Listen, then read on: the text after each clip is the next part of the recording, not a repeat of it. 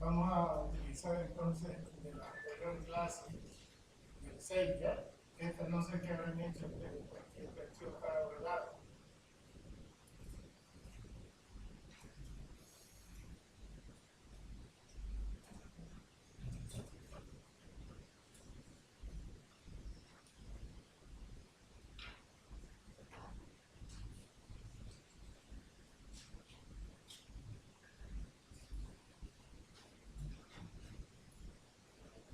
Entonces, ya vimos la cuestión del cargado, carga viva, carga muerta, y esto también ya vimos.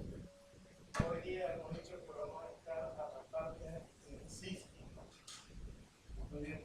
Para crear los estados de carga de sismo, entonces nos vamos aquí a análisis y tipo de análisis, porque es otro tipo, es un análisis dinámico.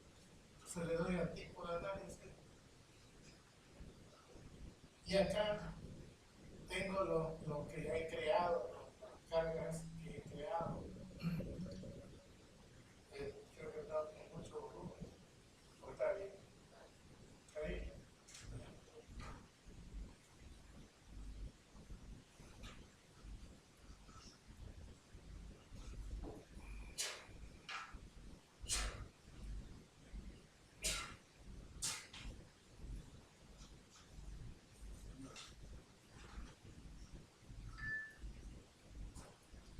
Entonces, en tipo de análisis le damos nuevo, un nuevo tipo de análisis le damos bien. Bien, y en este nuevo tipo de análisis, fíjense, hay modal con definición automática en el caso sísmico, hay sísmica, método de los esfuerzos laterales, ¿no? Entonces, lo primero que le damos es un análisis modal. Le damos OK, pero primero aquí ponemos el nombre. Entonces, aquí le vamos a poner modo de vibración Santa Cruz. ¿Ya? Modo guión bajo vibración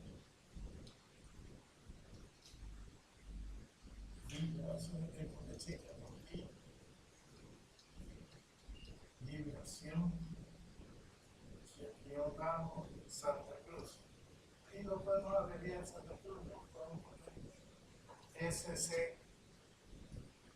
Ese va a ser nuestro modal, entonces ese es el nombre del modal. Y le damos OK.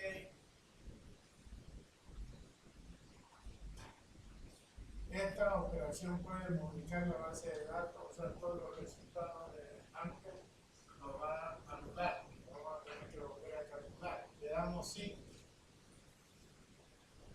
Bien, entonces, aquí en modal modo de Santa Cruz le damos número de modos.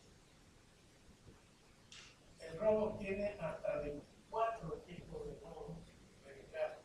Ahora les explico cómo es esto.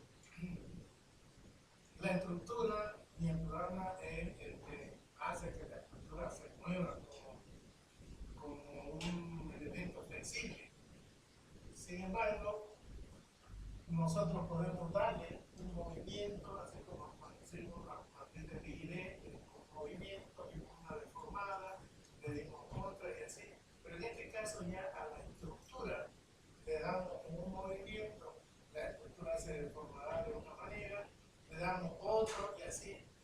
Esos son los movimientos que dice aquí, los modos de llegar, los modos de movimiento. El robot admite hasta 24 movimientos. 24 movimientos, no importa si es la altura del edificio, pero admite hasta 24. Ahora, en los cálculos, lo que se quiere es que con esos movimientos la masa del edificio llegue a moverse toda, o sea, toda la masa se esté moviendo. Entonces, es suficiente a veces hasta con 6 movimientos, pero generalmente se pone 10, 12 o 14, y de ahí en el cálculo pues vamos a ver el porcentaje porcentaje de movimiento de la masa llega casi al 100% con 6, 7 o 8 movimientos, dependiendo de la estructura. ¿Ya? Entonces, esos son los modos. Número de modo, entonces, y el que pone aquí. Y vamos a poner 14 nosotros. ¿Ya? Ahora, mientras más grande sea este modo, más tarda la máquina. Imagínense, tiene una aceleración y se mueve en el edificio. Le doy otra aceleración, se mueve de otra manera. Y eso lo hace, entonces, esos movimientos lo hace en segundos, ¿no es cierto? Pero si son varios modos, entonces tarda más. Entonces le vamos a dar así 14. Ahora ya entienden, ¿no? ¿A qué se refiere con modalidad? La tolerancia sería de una milésima, no una a la 10 milésima de tolerancia. Número de iteraciones, 40 iteraciones. Es dinámico, es un cálculo dinámico, no es un cálculo como hacemos el cálculo de la matriz de Higgs, de desplazamiento, cálculo exacto. Esos cálculos exactos son los cálculos de estructuras estáticas. En este caso, esta estructura está moviéndose. ¿Listo? Entonces hay una aproximación que hay que hacer. Luego tenemos matriz de masa coherente. Aquí hay matriz de masa concentrada con rotación y concentrada sin rotación. Le vamos a poner concentrada y con rotación, porque la masa, cada piso, tenemos una masa que se desplaza, pero también puede girar. Eso es lo que quiere decir. Se desplaza y con giro. ¿Ya? Luego, ignorar densidad, ¿no? Y las direcciones activas de la masa van a ser en X, Y y Z. O sea, va a haber un movimiento en X, Y y Z. El sismo, o sea, la onda del sismo, imagínense ustedes cuando tiran una piedrita al río, ¿qué es lo que hace? Hay unas ondas que se van en círculo, se van abriendo, ¿no es cierto? Como círculos más grandes. Estas son ondas en el agua que nosotros no vemos. El sismo ocurre lo mismo. El sismo sí se produce debajo, o sea, a unos 140, 150 o 200 kilómetros de profundidad. Entonces, allá ocurre un movimiento de la capa que tiene la Tierra. Hay alguna fisura de esas capas, o sea, que se forma en la Tierra como si fuera una concha, o sea, una concha así fisurada, y esa se mueve. Y al moverse esa capa, genera una gran energía, y esa energía se transmite en onda. Entonces, primero se va esa energía, se reparte de forma radial en todas las direcciones. Va habiendo vibración en todas las direcciones. Pero de ahí, de donde está abajo, se va una directa a la superficie, una de esas ondas a la superficie. El origen del sismo es el hipocentro. El hipocentro es decir, donde está el sismo, donde sucedió ese movimiento, porque es un movimiento de esa capa. Y luego las ondas salen, y la primera que sale es la que está más cerca a la superficie, esas ondas. Ahí donde sale se llama el epicentro del sismo. Luego, de ahí esa onda se disipa, se va también en toda dirección, horizontalmente se va en toda dirección. Más o menos como cuando ustedes tienen una cuerda y la hacen así, las ondas se van así. Entonces se va propagando en toda la dirección horizontal. Pero también verticalmente, también la onda hace esto, o sea, trata todo el elemento que lo encuentre para tratar de botarlo para arriba, de botarlo para un lado, de botarlo para el otro lado. Entonces esa onda se está en todas las direcciones. Pero en los estudios sísmicos se ha visto que la onda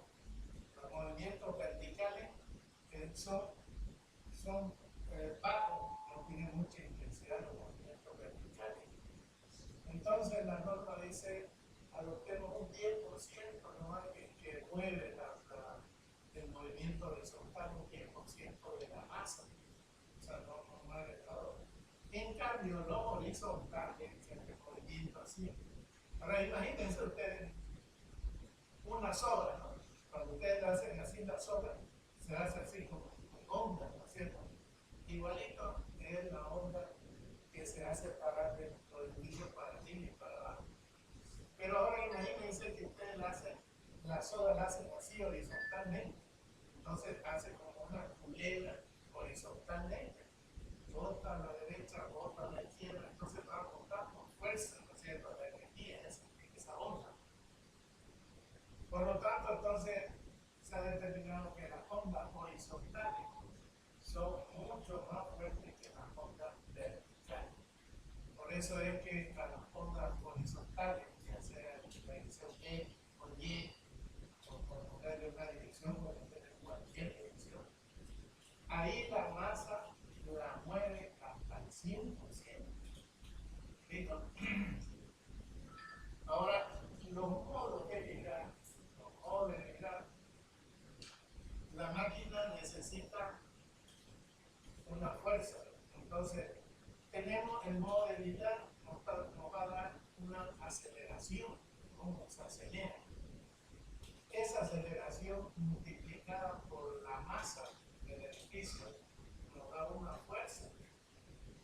La masa del edificio se distribuye por piso. Imagínense ustedes una columna y a los pisos le ponen una bolita, una masa, y que el edificio tenga una sola columna pero sea flexible. Entonces viene el sismo, lo mueve y esas masas se van a mover, ¿ya? Y eso es lo que hacen los monos, darle a diferentes movimientos y con una aceleración, entonces le está dando una fuerza a esa masa que se va a mover. Y si es una fuerza, entonces podemos calcular los desplazamientos. Y esos desplazamientos que vamos a calcular no son los desplazamientos de la materia libre. A eso le llamamos desplazamientos estáticos, no horizontales, estáticos, de la estructura estática. Y a los desplazamientos que causa el movimiento del edificio, como se va moviendo, a esos desplazamientos le vamos a llamar los desplazamientos dinámicos. ¿Ya? Generalmente son en X, en Y y en Z. Y si hay giro también, ¿no? Gira la masa. Entonces, eso van a ser los desplazamientos. Y si sumamos eso por piso, vamos a tener la cantidad de desplazamientos dinámicos. Los desplazamientos dinámicos son menores que los desplazamientos estáticos, es decir, son menos, son menos que los desplazamientos estáticos. Ahora, ¿entendieron? ¿Entendieron? Bien. Entonces, acá me dicen direcciones activas de masa en X, Y y Z. Bueno, vamos a ver parámetros avanzados, modo de análisis modal, iteraciones, límite inactivo. Bueno, está todo, le damos OK. Y hemos definido entonces el modo de vibración Santa Cruz. El análisis modal se llama modo de vibración Santa Cruz. Ahora tenemos que colocar otro modo, el modo de signo. Entonces ponemos nuevo. Y fíjense que cuando pedimos por primera vez no estaba habilitado estos vecinos, no estaban así, sombreados. Ahora se habilita, ¿no? Sísmico, espectral, ¿no? Y armónico, temporal, push over,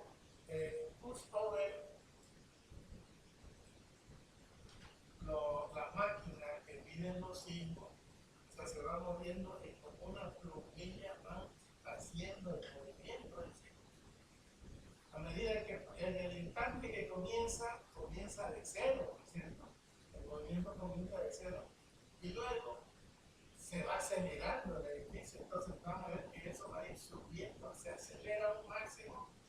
y en ese máximo se mantiene un buen tiempo.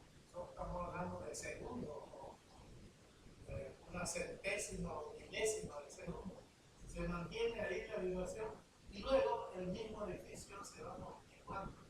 Al irse amortiguando, va bajando la aceleración, siempre con el tiempo. Entonces, estas máquinas están grabando la función, están grabando la aceleración y el tiempo cuando graban. Esa grabación no puede leer todo. Como llevamos, le ponemos esta es la generación del signo, por decirle, que ocurrió en el Pacaní. En cualquier lugar. Le damos eso y nos lee. El robo lo lee, ese movimiento. Y entonces con ese movimiento lo hace la estructura. Con esa estructura tiene desplazamiento, tiene esfuerzo. Esos esfuerzos es lo que no verificamos. Si cumple o no cumple, si está dentro de cierto rango accesible o no. Ese es el diseño cínico. Bien, entonces ya estamos, primero hicimos el análisis moral, es decir, creamos el análisis moral. Ahora vamos a crear el análisis espectral, el espectral, porque nosotros le vamos a dar el espectro del signo. Ahora, ¿se acuerdan de la palabra espectro? El espectro, a ver, lo que incluye espectro, es para que entiendan lo que es. Yo le puedo decir ahorita, no sé si se acuerdan, cuando hacían estudiar el espectro de la luz, como un prisma.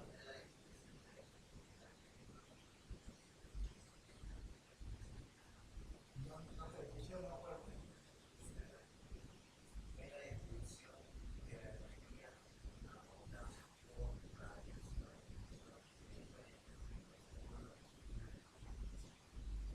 O sea, el espectro en realidad me va a dar esto, aceleración en tiempo.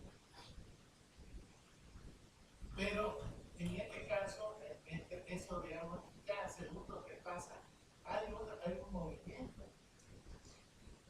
Nosotros lo que vamos a hacer es, vamos a graficar la media o la parte superior de esa vibración. No la vamos a hacer las vibraciones así, sino vamos a graficar como si fuera una gráfica continua.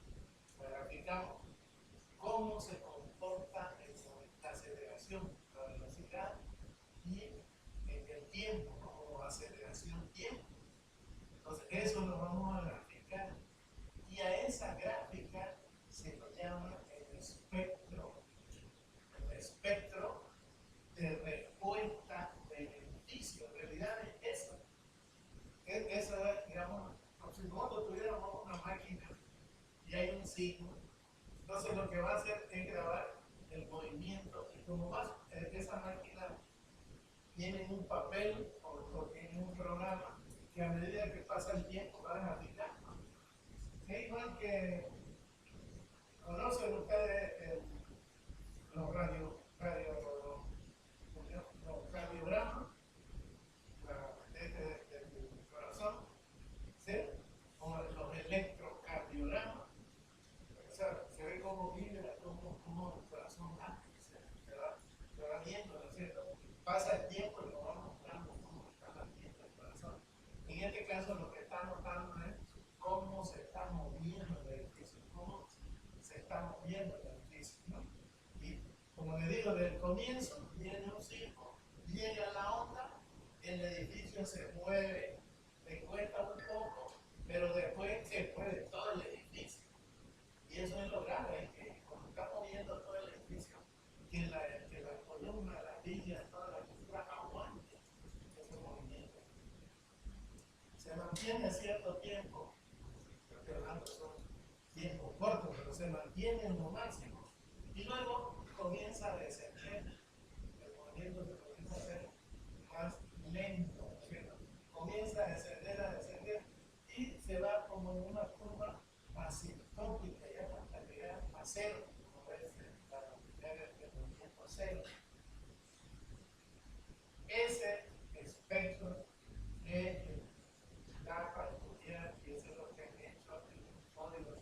lado, ¿no? Buscar un movimiento que se aproxime acá a nuestro suelo, al suelo que tenemos, cómo se mueve, ¿no? Y al tipo de textura. Entonces, hay un montón de coeficientes, no sé si lo miraron el código que les pasé, hay un montón de coeficientes. Ese método que tengo incluido en otra vez copia bien los métodos americanos, ¿no? La batalla de la modificación, pero es copia bien el método de ACI, o si no, el método hay un instituto encargado de los CIC.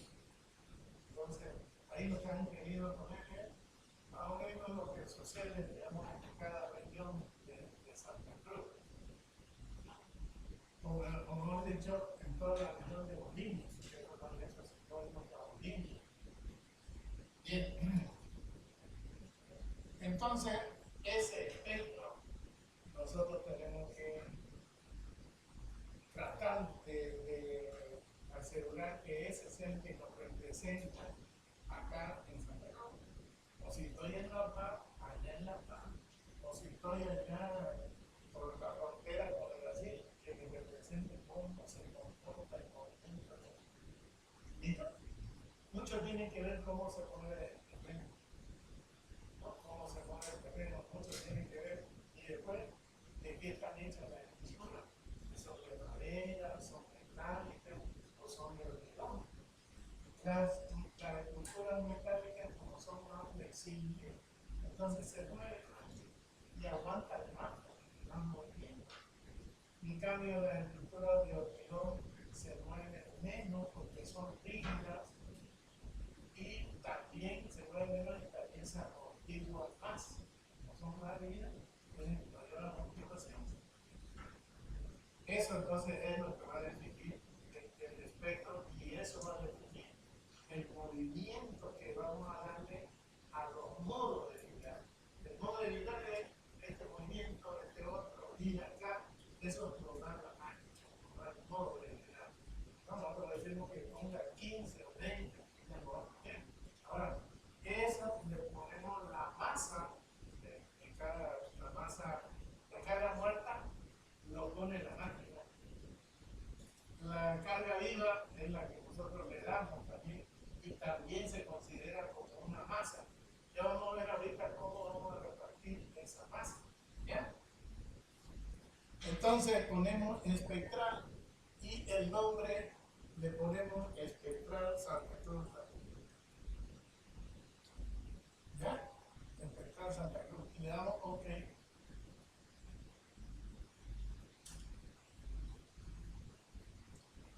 Bien, ahora una vez le hemos dado el espectral Santa Cruz y fíjense, me aparece para meterle, aquí me aparecen los tiempos y acá vamos a ver lo que me está dando es, aquí vamos a ver ya el espectro.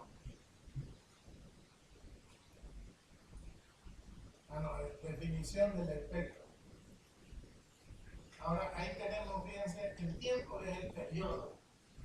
¿Por qué? Porque es un movimiento como un péndulo. Va y viene. Entonces, el tiempo que tarda en ir y venir, a eso se le llama un periodo. Entonces, en la abscisa, en X, tenemos el periodo. ¿Está bien? Ahora, en las ordenadas, tenemos la velocidad. Y con la velocidad no trabajamos. Esa norma está trabajando con aceleración. Entonces, aquí le doy clic, aceleración. Listo, ya he definido, ¿no? Y el nombre vamos a poner espectro Santa Cruz, casi le ponemos espectro.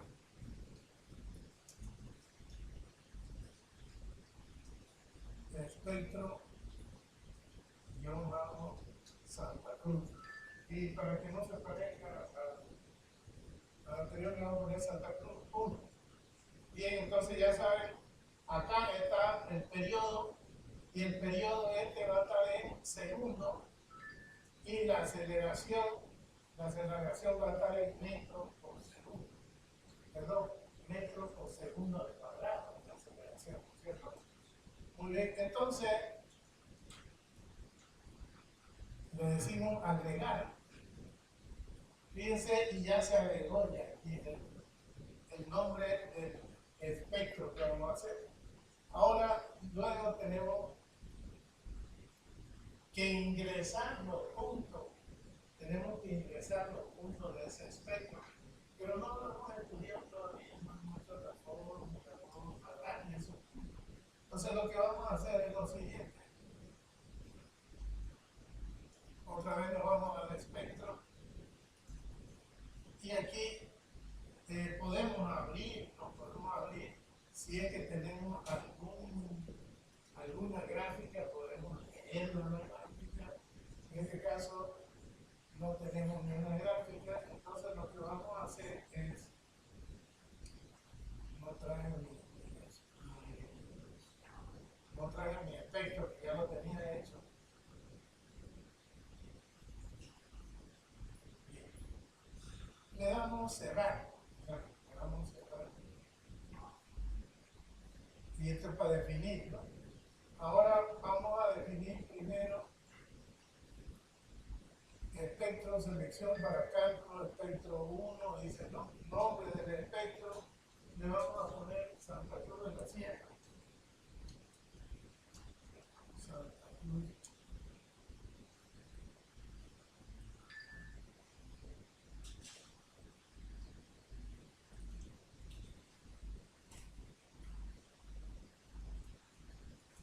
El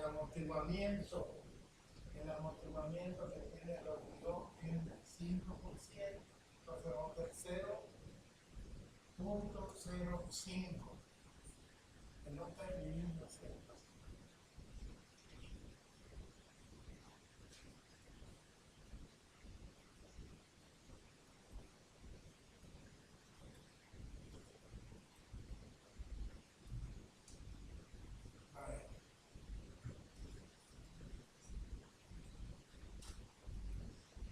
Ya que este nombre lo pasamos acá. Este es el nombre del efecto, entonces lo pasamos acá. El amortiguamiento para estructuras de hormigón es el 5%. Eso se calcula y se deduce que el hormigón es de 5% su amortiguación. Le ponemos 0.05.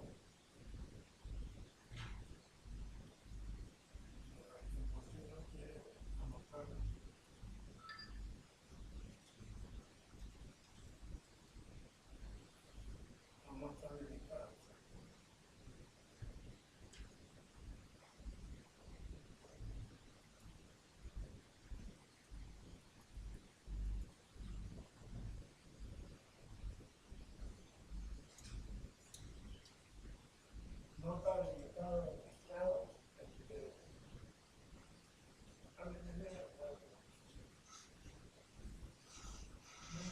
Un normalito aquí.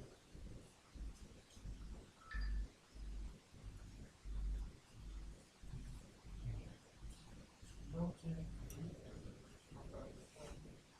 0.05.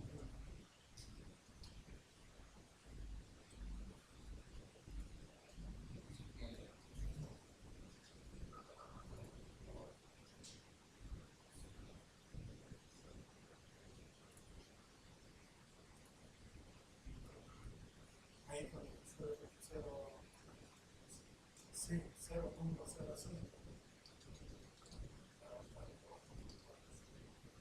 Cerrar.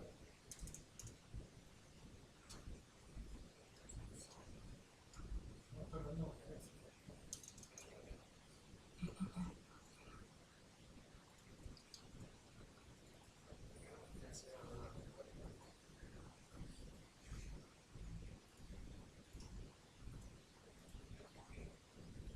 no, que sí, ya.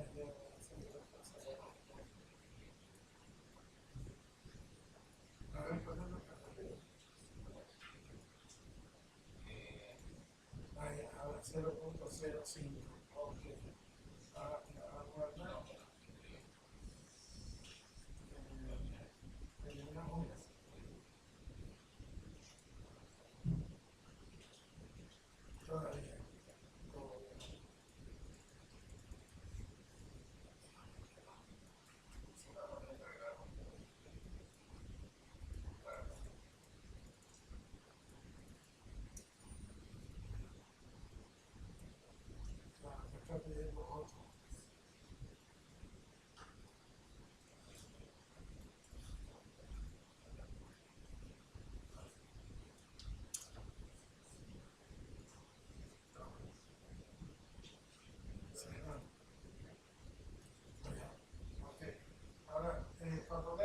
acción, la motivación, mejor dicho. Le damos aquí a definición del espectro. En la definición del espectro está el nombre que le pusimos. Luego el amortiguamiento. Ese amortiguamiento depende de qué tipo de definición, si es metálico, si es de fibro, si es de madera. En hormigón es 5% el amortiguamiento. En el acero es 2%. Entonces no tiene, se mueve flexiblemente el acero. Luego, una vez que hemos puesto esto, ya le damos cerrar. Ya está, le damos cerrar. Y automáticamente aquí el nombre del espectro con esta flechita, le damos aquí el nombre y el amortiguamiento viene de esa página, de la anterior página. Muy bien, hemos definido el espectro. Ahora definimos la dirección. Definimos la dirección. Ahí tenemos X, Y y Z. En la dirección X le vamos a poner 1. 1 significa el 100% que hay movimiento de la masa. En Y, 1 también 100%. Y en Z le vamos a poner 0.1. Quiere decir que el 10% de la masa se va a mover verticalmente. Ahora, esos movimientos verticales pueden ser también que arranquen la columna de un encefado de pilote. Puede ser que alguna se la arranque, porque el movimiento es para arriba y para abajo. Entonces, pues, ahí hay que verificar bien si aguanta. Pero estamos poniéndole el 10% de la masa del edificio en Z. Luego, de composición según la dirección, bueno, aquí le ponemos utilizar valores normalizados, lo dejamos ahí nomás, le damos OK. Y hemos definido entonces la dirección. Ahora vamos a ver, definir la excentricidad. Bueno, no tocamos nada de esto de la excentricidad. Le damos OK. Ahora lo que nos hace falta es definir el efecto. Ya lo hemos creado, lo único que vamos a definir. Entonces le damos OK. Y acá en el análisis, fíjense, aquí ya está, tenemos viento, tenemos modos espectrales y tenemos espectral Santa Cruz en dirección X, espectral Santa Cruz en dirección Y y espectral en dirección Z. Entonces hemos creado los nombres de los tipos de carga, ¿cierto? Pero nos falta en el espectral definir el espectro para Santa Cruz. Muy bien. Entonces aquí yo podía darle calcular, pero todavía no lo hemos definido. Entonces vamos a salir y vamos a abrir el libro que le pasé. Entonces le voy a dar cerrar, sin calcularlo, aquí cerrarlo. Ahora aquí me lo pasa. El libro, ¿quién tiene flash? No, para que lo abra. Porque lo hablamos, pues lo veamos, vamos a ver cuál es nuestro tiempo, nuestra aceleración.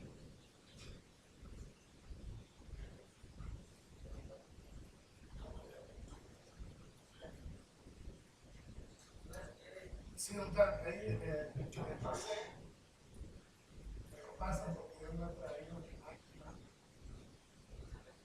Ahí lo tenemos, en ese plan lo tenemos en libro, la guía de sísmica. Entonces lo he pasado al grupo.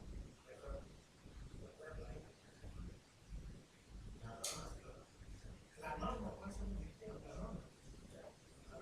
Para abrirla, esa ahorita lo vamos a mirar para sacar nuestros valores. No olvidemos que tenemos que sacar la aceleración, el periodo y cómo vibra más o menos, cuál sería el espectro de vibración.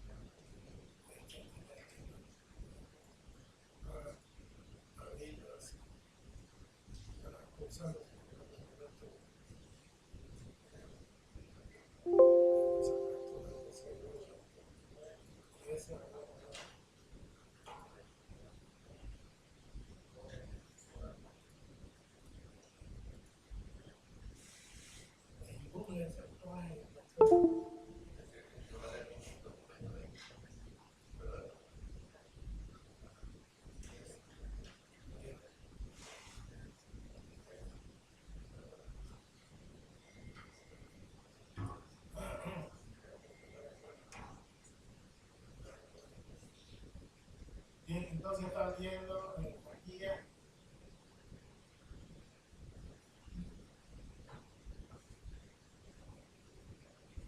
aquí está la amenaza sísmica, marco teórico, arquitectónico, significado, solidificación.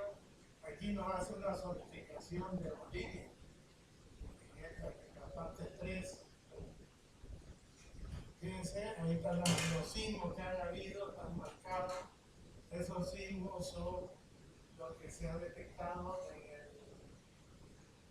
el laboratorio de San Calixto de La Paz. Allá hay un laboratorio donde registran todas las cuestiones sísmicas. Y vamos a ver.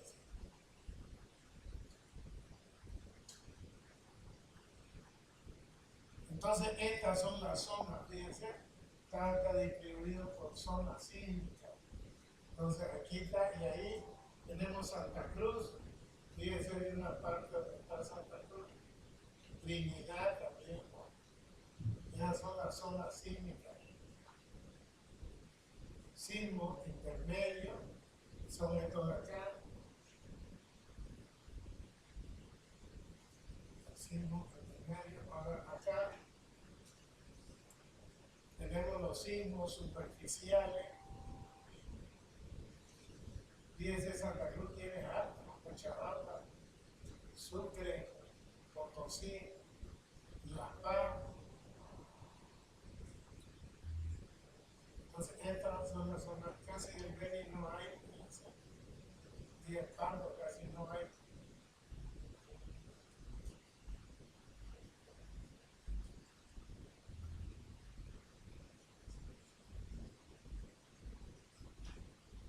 Aquí están los sismos profundos, fíjense, son sismos profundos.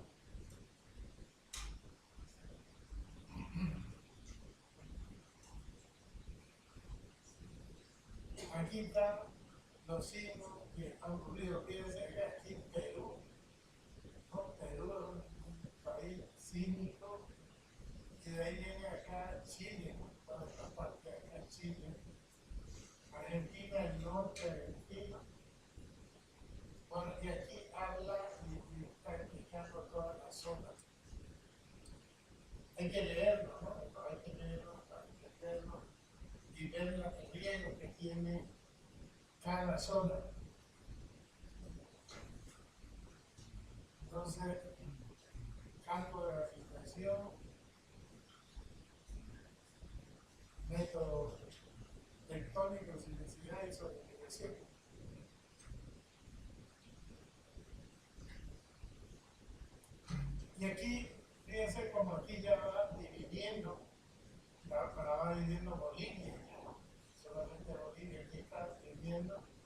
zona sísmica. Lo vamos a hacer mucho más grande.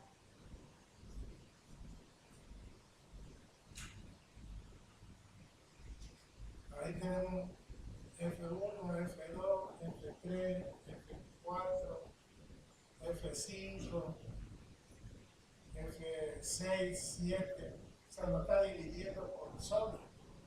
Aquí se lo ve ya el otro color. Y aquí, fíjense, tenemos la parte que toca Santa Cruz, en parte de Cochabamba, Sucre y Tarija. Vamos a visualizar la faja 13.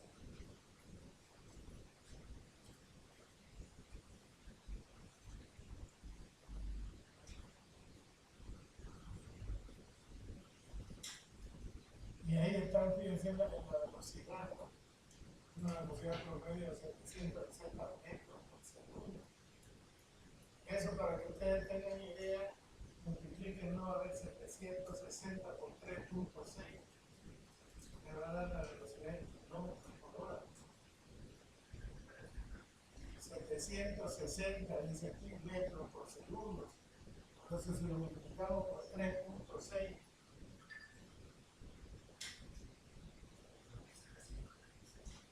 imagínense la velocidad, 2736 kilómetros por hora. Tiene una velocidad, esa es la velocidad que viaja la onda.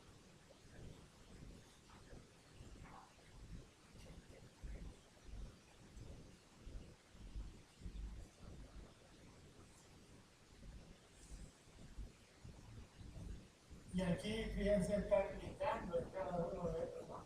Oscila de 4 a 32% de G, o sea, de la aceleración de la gravedad. Y nos está diciendo que sí. Y me está diciendo el promedio de aceleración, mejor dicho, el promedio de velocidad.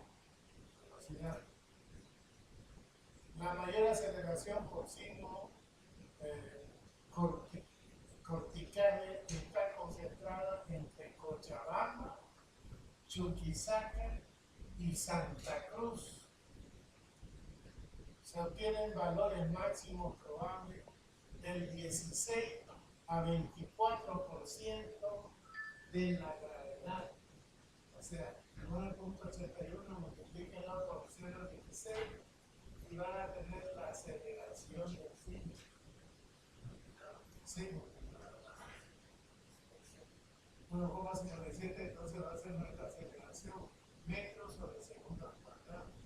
Pero dice que también llega al 32%. ¿Cuánto sería el 32%?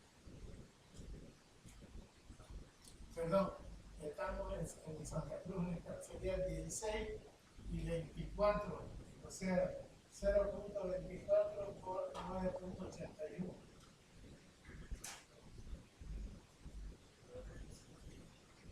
$235 metros sobre segundo al cuadrado sería la aceleración que tiene, digamos, el edificio, ¿no?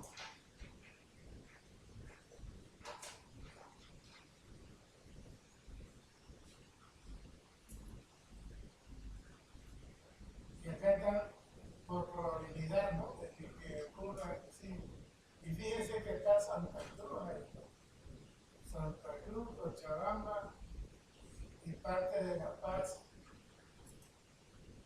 O sea, nosotros no hemos calculado ni medio edificio con resistencia sísmica. Sin embargo, estamos en un punto de alto riesgo que ocurra sísmica.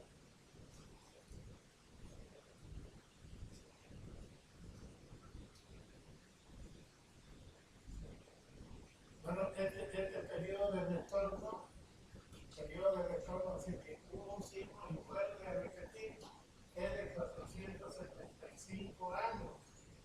Pero ya han ocurrido ya sismos. Por ejemplo, el sismo en Cochabamba, en Totora, en Chile. ¿Alguien de ustedes es de por allá, en Cochabamba? ¿O tiene familia de Cochabamba? Allá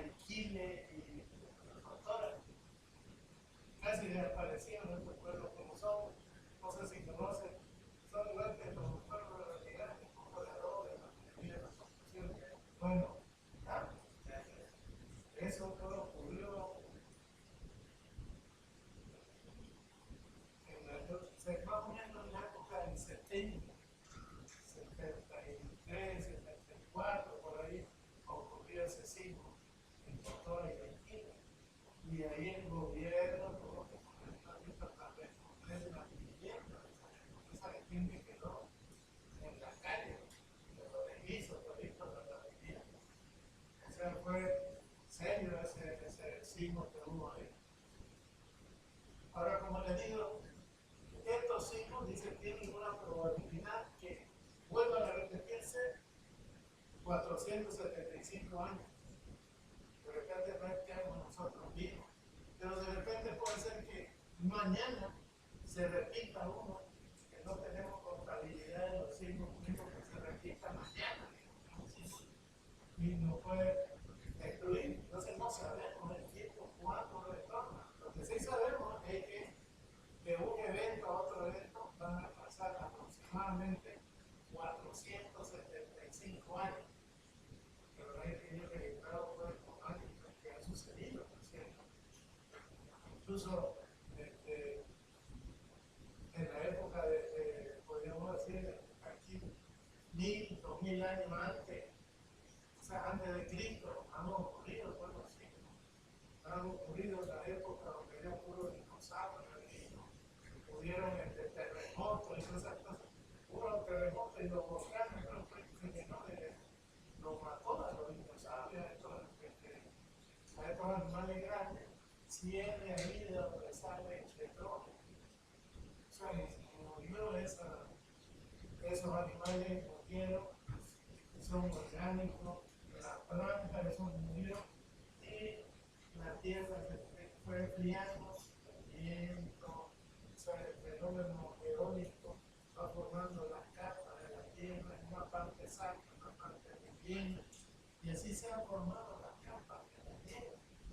Y es ahí donde tenemos petróleo, de esos animales muertos, de la vegetación muerta, ahí se forma el petróleo. Entonces, ahora el petróleo no es que sea acabado, es una fuente de recursos que algún día se va a acabar, porque lo estamos explotando y estamos explotando.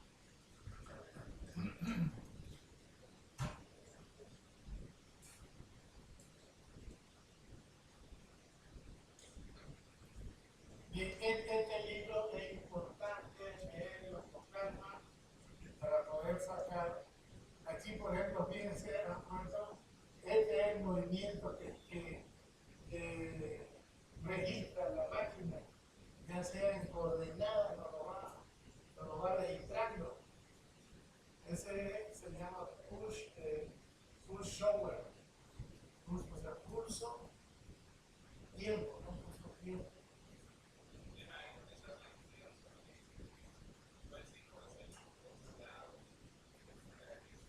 Eso es una escala que se mide, ¿no?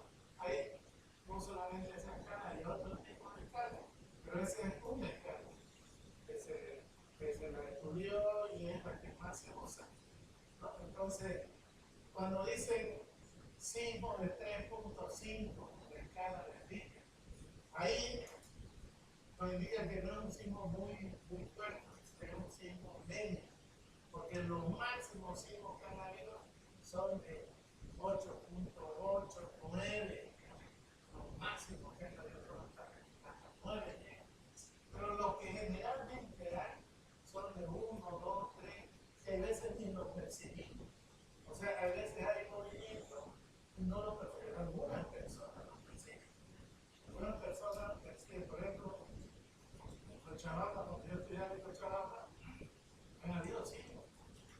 El 74, por ejemplo. Y yo no lo sentí.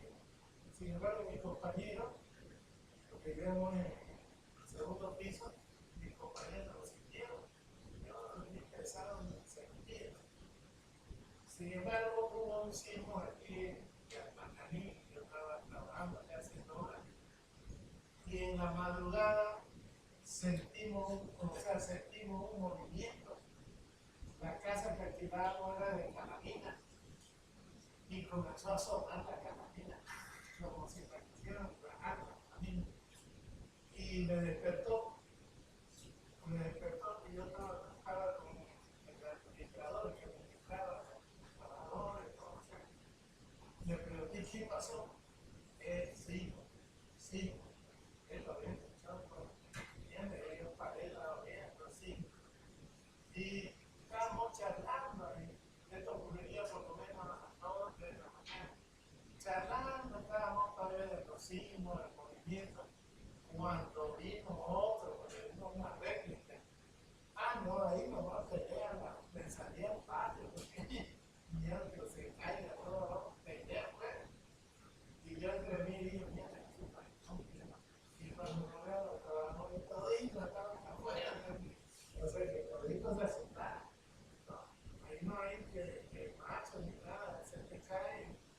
no te mueves rápido, te aplasta, madero, el techo, lo que sea. Lo que trata de hacer uno es salir afuera. Entonces nos salimos y nos pusimos a charlar con la contabilidad sacando, y todito dijeron que se dieron miedo. Y en 5, el otro día ya salió del cubo 5 en Santa Cruz, su hipocentro estaba a 70 kilómetros y el epicentro era en Buenavista. Buenavista, no sé cuántos kilómetros hay del centro de Buenavista. O sea, estaba cerquita porque a 1 hora de viaje está el ferrocarril de Buenavista.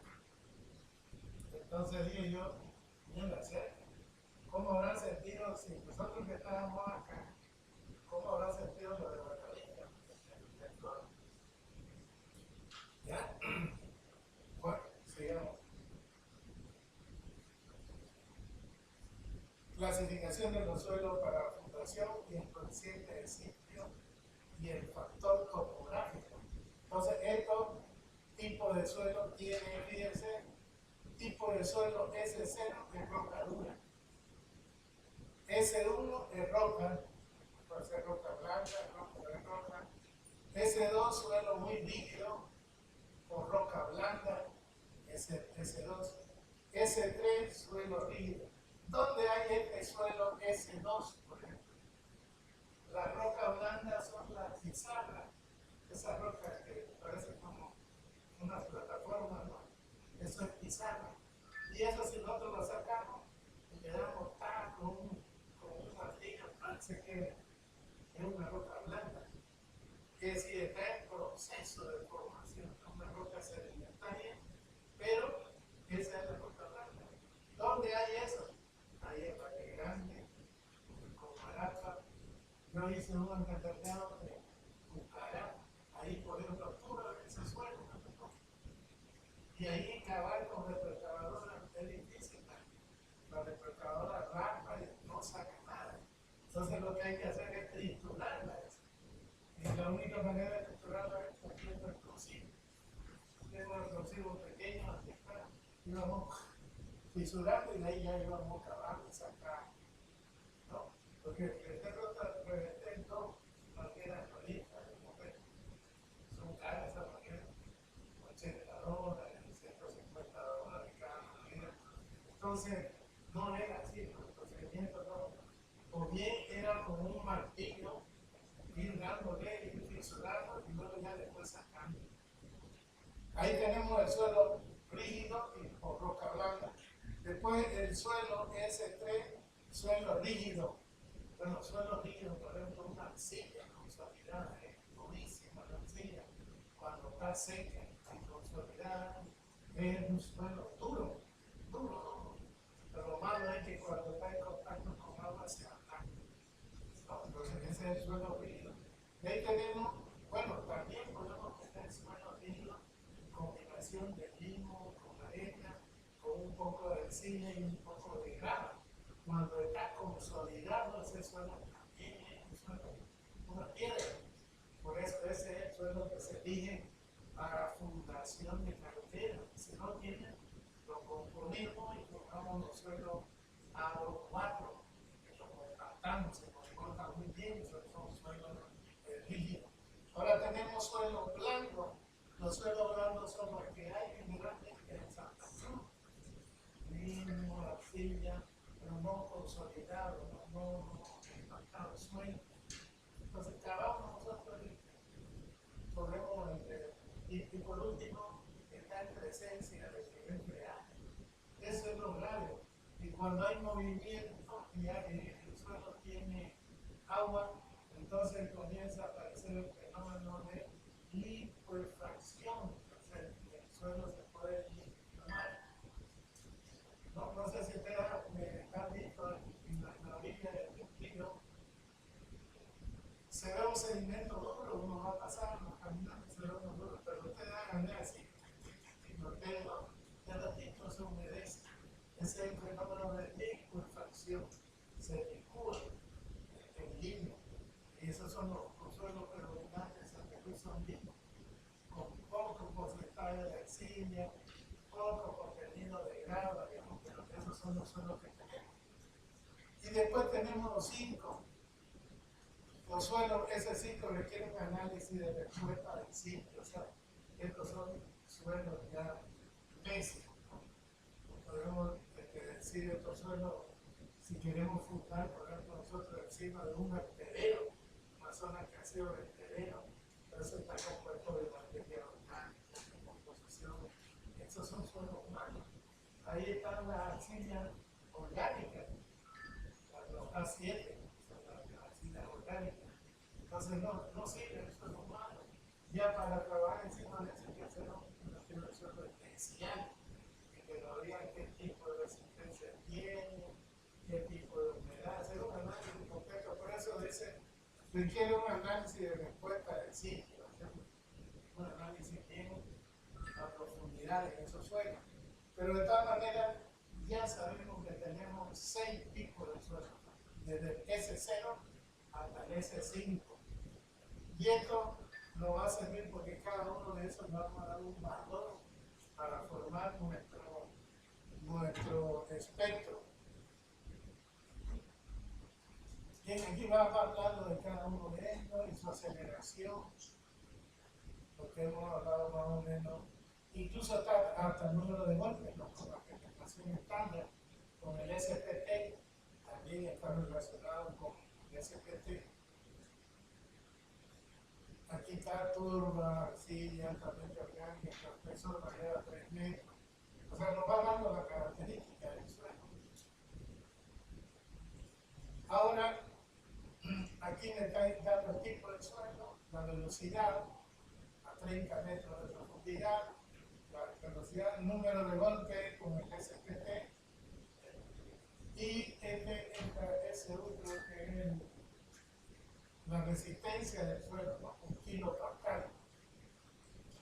O sea, aquí tenemos la resistencia. En caso de tener radio de trato del suelo, los valores promedio pueden ser calculados a través de la siguiente fórmula.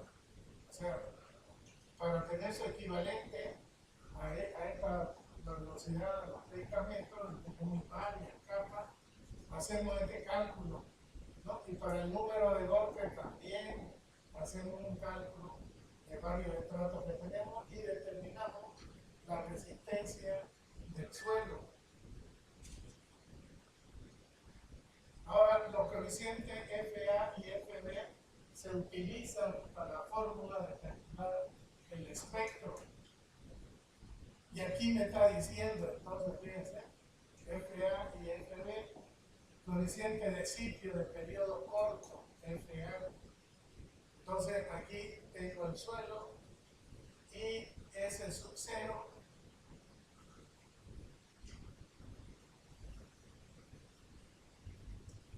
es la función de la aceleración máxima del suelo, S sub 0. Entonces aquí tengo estas aceleraciones. Por ejemplo, 0.067, ¿cuánto sería de la aceleración de la gravedad?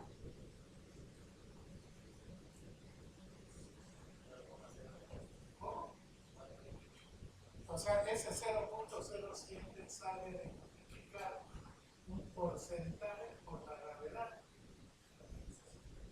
¿no?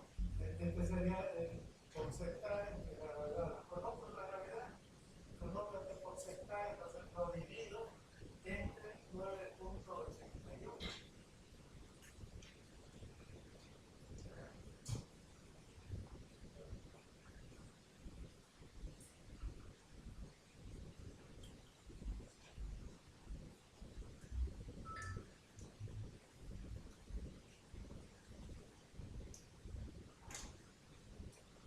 O mejor yo lo multiplico por 9.81 y me va a dar la velocidad. 0.067 por 9.81. 0.66 sería la velocidad. Entonces, esta está con respecto a la velocidad de la aceleración de la gravedad. Si no tenemos estos valores exactos, podemos interpolar. Luego tenemos el coeficiente F sub B, ese que hay F sub A y F sub B, el coeficiente de periodo largo. Tenemos periodo corto y periodo largo. Periodo corto es cuando se inicia el movimiento. Son periodos cortos.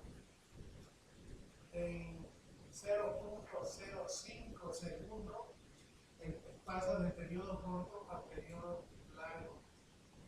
Ya, y los periodos largos son entonces donde el edificio está moviendo en una forma como una meseta, ¿verdad? Como casi horizontal. Y después comienza a bajar, la aceleración comienza a bajar. Pero se necesitan estos coeficientes F, FA y FB.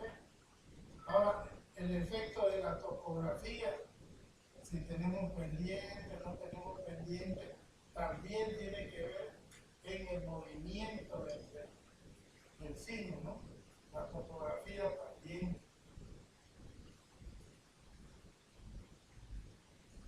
Fíjense si estamos en la base de una colina o si estamos por arriba. ¿Qué diferencia habrá entre si yo estoy al pie de una colina o de una montaña? ¿Qué diferencia habrá en la vibración entre si estoy al pie o si estoy en el pico de la colina, en el pico del cerro? ¿Qué diferencia habrá?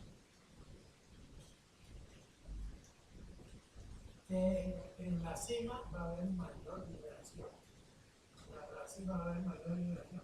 Mientras que abajo va a haber menor vibración. Por eso es que se estudia el efecto de topografía y pendiente. No es lo mismo que el edificio esté, por ejemplo, en el punto A, o que esté acá abajo, o que esté aquí arriba en el punto D. Entonces va a haber diferencia en la vibración, ¿ya? Por eso se toma en cuenta entonces el efecto de la topografía y la pendiente.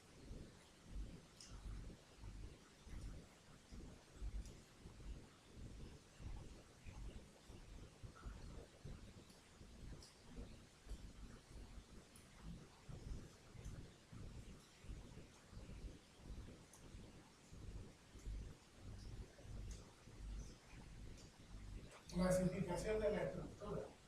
Fíjense, primero hemos clasificado los suelos, después hemos clasificado la topografía y ahora vamos a clasificar la estructura. También depende de qué tipo de estructura es.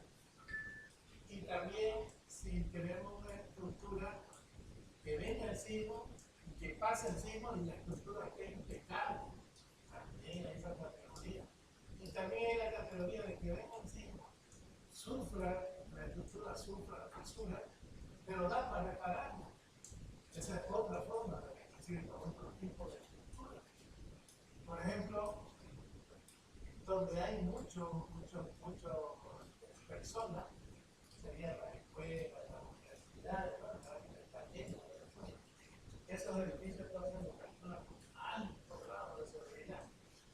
Pero supóngase que tengamos edificios donde almacenamos alimentos, granos, lo que sea, depósitos. No nos interesa eso que haya sismo y quede impecable. ¿Por qué? Porque no hay pérdida de vida humana. Pero puede haber fisuración, o incluso se puede dañar el edificio, pero podemos recuperar lo que hay. ¿Listo? Entonces son diferentes tipos y uso de los edificios. Aquí dice, fíjense, en función del nivel de seguridad estructural, que deben entender las conclusiones, tenemos 4 tipos, definidos como 4, 3, 2 y 1, asignando un factor de importancia y su T, o sea, a estos edificaciones le vamos a poner un factor de importancia. El tipo 4, por ejemplo, fíjense, pertenece a este tipo la estructura que se espera permanezca operable después de un evento sísmico. Por eso esas son las 4, que después de un evento sísmico estén funcionando todavía la estructura. Estos son los edificios gubernamentales de utilidad pública, cuarteles de policía, centrales eléctricas y de comunicación, radioemisoras, canales de televisión públicos, reservorio, tanque, planta de agua potable y bombeo, etc. Y aquello cuyo uso de especial importancia en caso de catástrofe, como los hospitales, postas de primer auxilio, cuarteles de bomberos, garajes para vehículos de emergencia, aeropuertos, terminales, hangares, torres de control, etc. Sistemas de transporte masivo, entre otros. Si hay un metro, por ejemplo, ¿no? Esa estructura tiene que venir siempre, tiene que resistir el túnel. Entonces, a eso se lo clasifica como tipo 4. El concepto es que viene el sismo, ocurre y la estructura permanece bien, no se deteriora. Ese es el tipo 4. Ahora, los edificios que manejan sustancias tóxicas que pueden presentar peligro ambiental y la contaminación del medio ambiente en caso de colapso de la estructura. O sea, donde hay sustancias tóxicas que pueden ser un peligro, entonces también tenemos que proteger esos ambientes, esos edificios. También lo clasificamos tipo 4. Tipo 3. Se contemplan edificios donde frecuentemente existe aglomeración de personas o cuyo contenido es de gran valor para la sociedad, biblioteca, museo. El Museo de Orinoca será importante. ¿Ah? El Museo de Orinoca, veremos. Estará ahí, ¿no? Que venga un señor y lo verá. O sea, donde hay interés, ¿no?, cultural, eso es lo que dice ahí, esos museos, templos. También se incluyen los siguientes: oficinas municipales, servicios públicos, salas que reúnen gran cantidad de personas, cines, teatros, estadios, galerías, instituciones educativas, escuelas, parvularios, recintos universitarios, terminales de buses, cárceles, lugares de recreación, centros comerciales y mercados. Sería el tipo 3. Entonces uno va a hacer su cálculo, se fija qué tipo de edificio es, dónde va a estar, en qué ubicación, ¿no? Qué tipo de división está, o qué tipo de número según la división. Edificio tipo 2, edificaciones habituales tales como viviendas, oficinas, hoteles, restaurantes, depósitos, transportes, almacenes e instalaciones industriales cuya falla no acarree peligro adicional de incendio o fuga de contaminantes. Es el tipo 2, entonces, para los edificios multifamiliares, los edificios para departamentos. Tipo 1, construcciones aisladas o provisorias, no destinadas a la habitación humana. O sea, no está destinada. ¿Esos cuáles serían? O sea, establos, ¿no?, para guardar paja, para guardar herramientas, no es, digamos, no es para que uno habite, aunque en el campo a veces van para menos. Y ese sería el tipo 1, entonces. Bien, ahora veamos el coeficiente que tiene de acuerdo a la clasificación de la edificación. Para el tipo 4, su coeficiente de importancia es 1.5. Para el edificio, para el tipo 3, su coeficiente de importancia es 1.3. Para el tipo 2 es 1. Y para el tipo 1, nota edificaciones cuya resistencia y vigilancia adecuada para resistir acciones laterales a criterio del jurídico. Es decir, no hay una restricción para tipo 1. O sea, uno lo calcula y ve que resiste, ¿no? Generalmente son construcciones de madera, construcciones profesionales.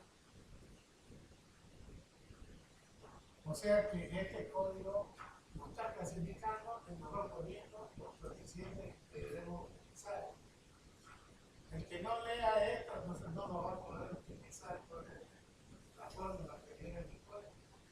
que uno necesita saber eso para después ir a su fórmula y dándole los coeficientes que corresponden. Ahora, categoría de diseño cívico en función de FA y S0 y del tipo de estructura.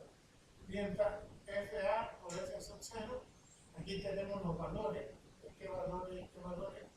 El tipo de estructura del 1 al 3, A, B, C, y el tipo 4, A, C, D. Tenemos los. Y acá, categoría del diseño cívico en función de F sub B y S sub 0, ¿no? Y tenemos el tipo de estructura. Para este tipo de estructura, entonces clasificamos el tipo de estructura, ¿no? Clasificamos categoría del signo.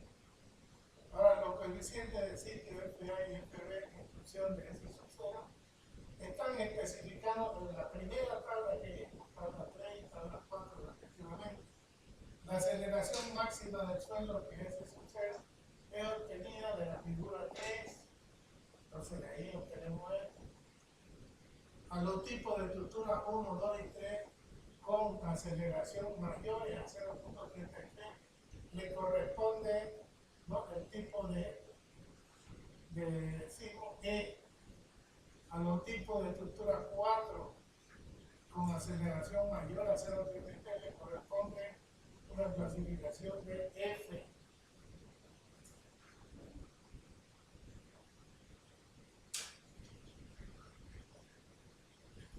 Sistemas estructurales y factores de modificación de respuesta y de sitio.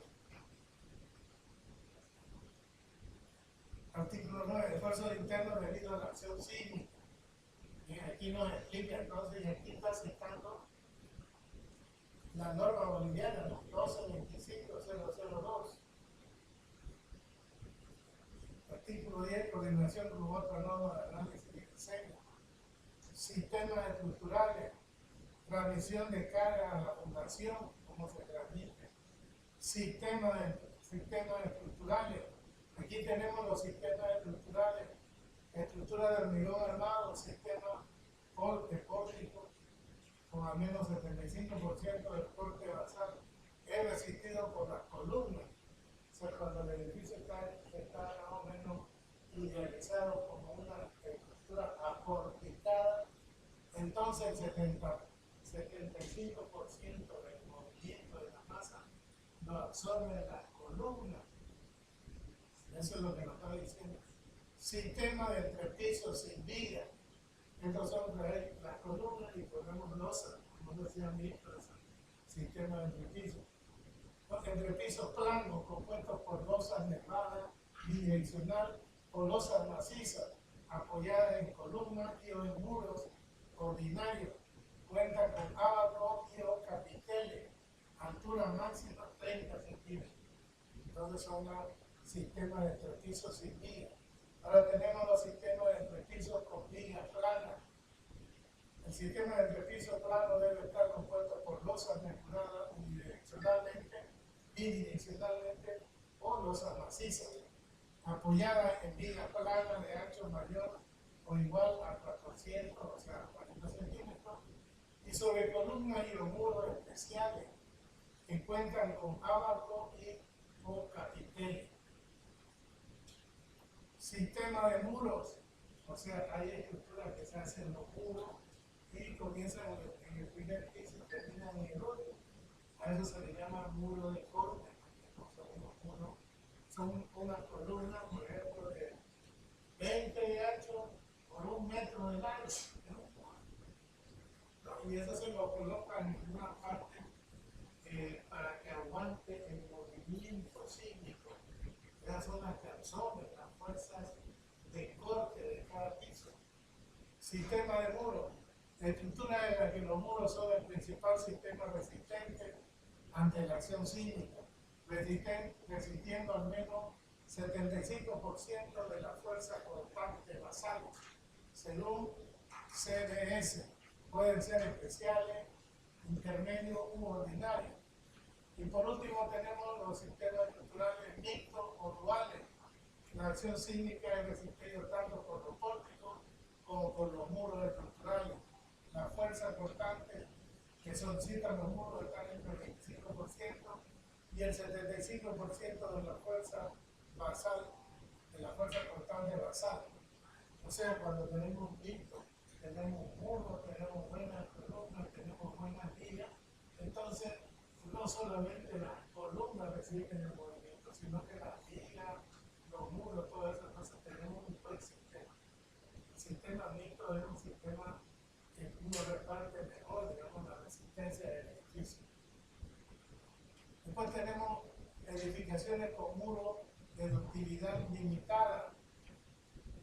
Hoy en día hay la tendencia de construir edificios, bueno, he leído en una revista que hasta de 8 pisos, puro muro, y la anchura del muro es máximo 10 centímetros. No, o sea, 10 centímetros y ahí se va haciendo para allí, para que va subiendo. No tiene columna, no tiene viga. ¿No? La losa asienta sobre estos muros y los muros entonces se hacen de abajo aquí, puro muro. Se dejan los huecos para la puerta y para la ventana. Pero es puro muro de hormigón. Seguí una revista, me acuerdo de que en el Perú estaban haciendo vivienda para vivienda de tipo social para gente de bajo recursos, puro de muro. La velocidad de construcción ya se han hecho su desforrado y todo, es rapidísimo, rápido lo construyen. No hay por eso tratarse de estar sentando jardín y entonces es directamente vacío y van avanzando. Y además que utiliza aditivos para acelerar el fraguado. ¿Ya? Entonces hay esa construcción. Dice edificios que se caracterizan por tener un sistema estructural donde la resistencia sísmica de carga y de carga de gravedad está dado por muros de hormigón armado de espesores reducidos, en lo que se prescinde de extremos confinados y el refuerzo vertical se dispone en una capa, en una sola capa. Con este sistema se podrán construir como máximo 8 pisos. Eso fue lo que te digo, los 8 pisos en Perú. Y que fíjense que las paredes no llevan doble armadura, solamente una armadura en el medio. Eso es lo que dice un refuerzo vertical confinado en el medio. Ahora viene, habla de las estructuras de acero, pórticos especiales, pórticos intermedios, de todo lo que es el acero. Habla de estructura de hormigón y de estructura de acero. Coeficiente de reducción, ampliación C sub D y la deriva. El coeficiente R depende de la ductilidad, subresistencia, redundancia y amortiguamiento del sistema estructural. Estos términos de redundancia, ductilidad, amortiguamiento solamente lo impone la norma americana. ¿Ya? La norma americana trabaja con estos coeficientes. Entonces, el coeficiente R, el coeficiente de reducción, depende de la ductilidad. Ahora, ¿qué es la ductilidad en hormigón? Lo que está llevando al H1. Hemos estudiado el factor phi, cuánto vale, digamos, para el cálculo dúctil.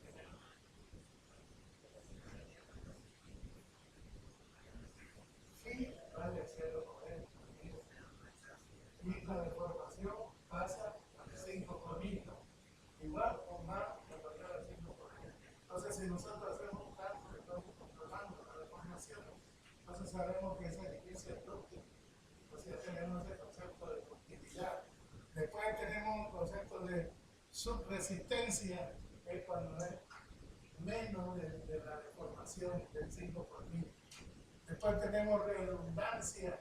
Redundancia, ese concepto de redundancia, es cuando le hacemos capiteles, le hacemos, o sea, que vamos asegurando la resistencia a la estructura.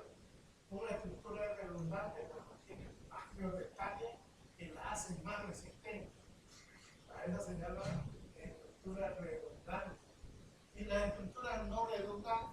serían aquellas que tienen columnas simples, no tienen detalles, no tienen, ¿cómo se llama?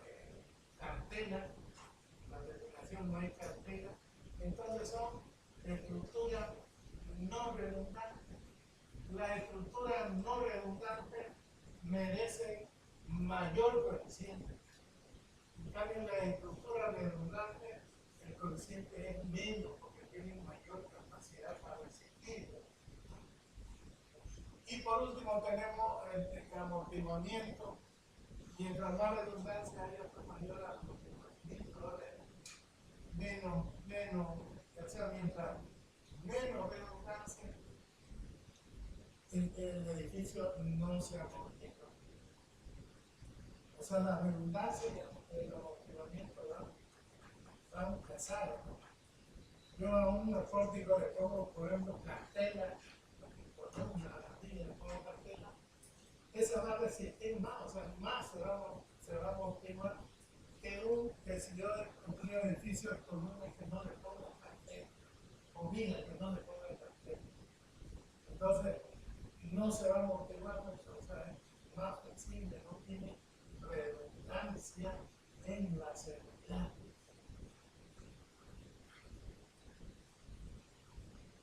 Y aquí ya tenemos sistema de pórticos especiales resistentes a aumento, RE8. Ya nos está dando el factor de reducción, ¿no? Coeficiente de reducción. Y tenemos para los diferentes tipos de estructuras el factor de reducción.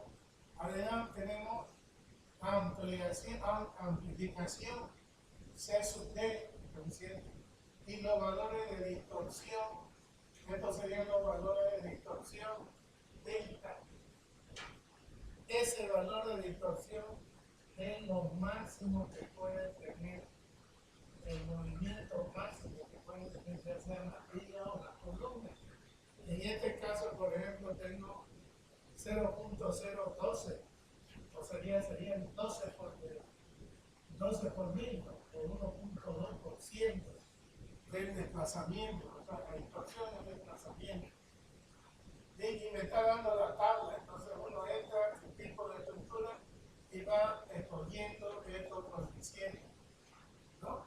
Están para todos los tipos de estructuras, para hormigón y para acero.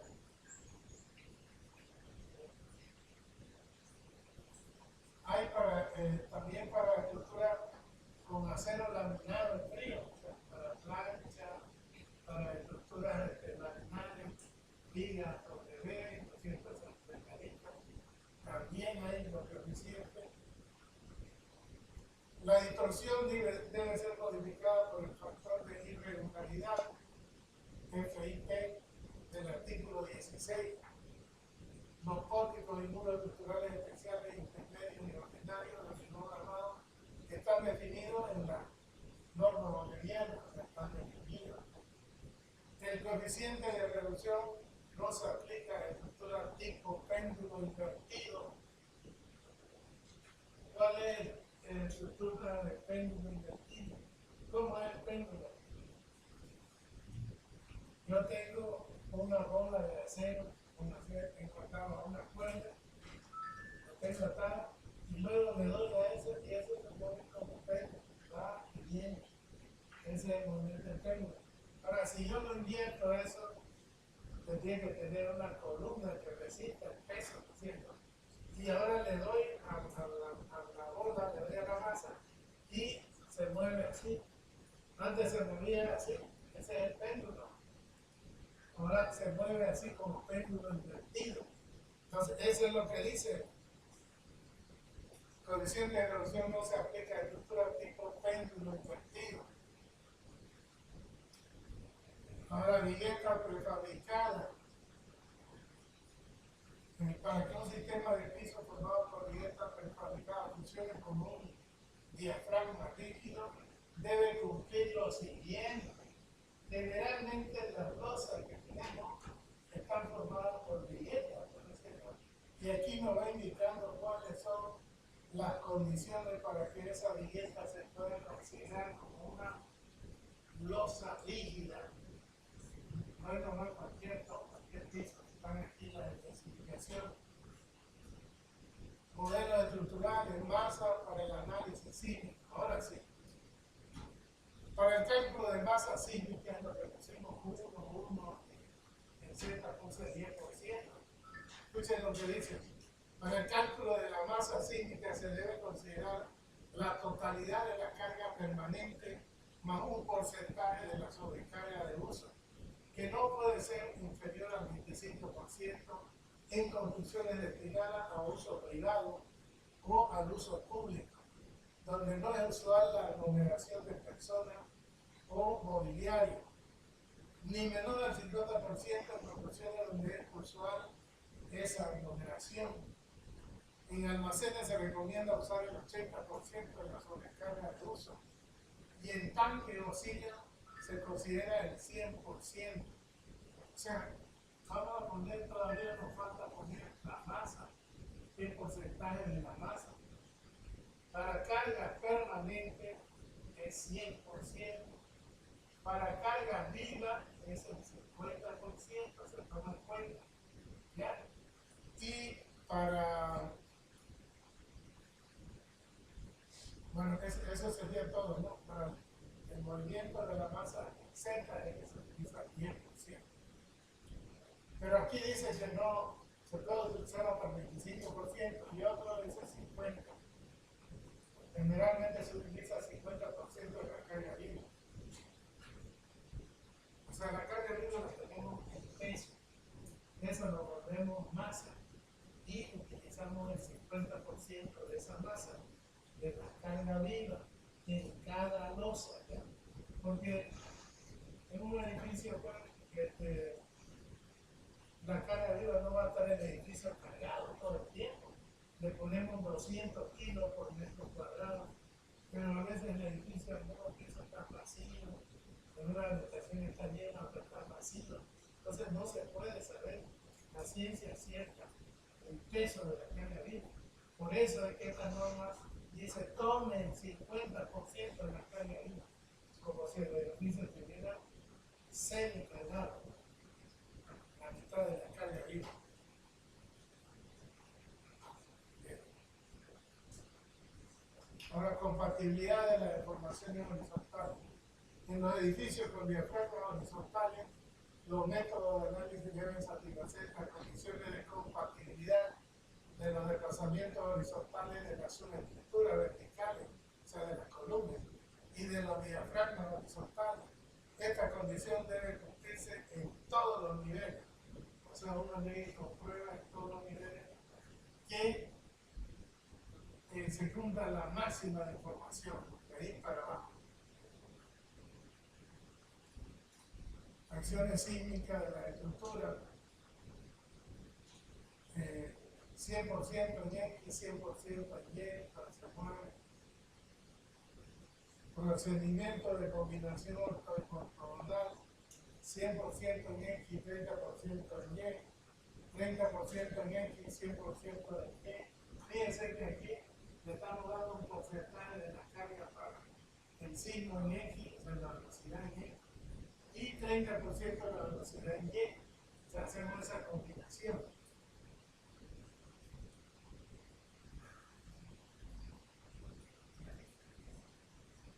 Las acciones verticales. Adicionalmente, se deben considerar las solicitaciones sísmicas verticales en toda la estructura. Se recomienda utilizar como máximo el 20% de la circulación horizontal. En la anterior versión de esta norma exigían el 10%. Ahora está exigiendo que se coloque el 20%. Se deben considerar simultáneamente los efectos del signo vertical y horizontal en la dirección más desfavorable. Nota, recomendación, las marquesinas, balcones, aleros y otros elementos vulnerables a la acción vertical del signo deben diseñarse para una acción vertical igual a la carga permanente más la totalidad de la sobrecarga de uso aumentada ambas en 30%. O sea, esto hay que seguir estas recomendaciones de la norma. Bien. aquí en el artículo 15, no podemos empezar a calcular para que ustedes no sepan. Por lo menos se lo estoy dando rápido. Ustedes después ya se encargan de leer con más calma en su casa. ¿Listo? Pero ya van teniendo una idea de lo que es. Una vez vamos a aplicar esto ya. Formamos nuestro espectro, lo metemos a no, y de ahí nos olvidamos ya de esta norma y nos vamos a la respuesta que nos dé todo procedimiento. Pero esto, si ustedes no lo estudian, no lo saben usar. De nada sirve que yo les enseñe a calcular si ustedes no saben cómo utilizarlo. ¿Está bien? Muy bien. Entonces, hasta aquí lo dejamos, hasta el artículo 15, que fue lo terminamos y formamos nuestro espectro y terminamos el cálculo del rojo. Y ahí ya terminaría, les enseño cómo se verifica la medida, cómo se van creando las columnas, colocando muros de corte. Ahí termina ya esta explicación y ahí ya les paso su proyecto, ustedes se pueden trabajar cada cual en su proyecto. No sea que yo le dé el proyecto y todo y después ustedes copien lo que hizo el vecino, porque yo le voy a dar datos especiales para cada uno de ustedes y en función a eso lo voy a revisar. No sea que la ayuda sea papel. ¿Ya? Por eso le digo a la clienta, ustedes no le toman, algunos no le toman importancia y a algunos le va a servir, porque por su vida profesionalmente una aplicación me ha venido profesional.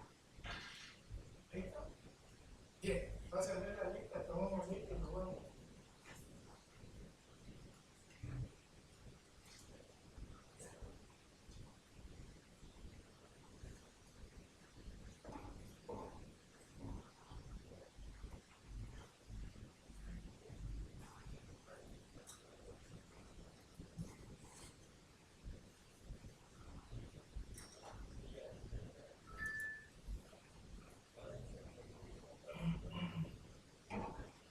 De todas maneras, lo que hemos avanzado en el logo está en el archivo, que ustedes lo copian.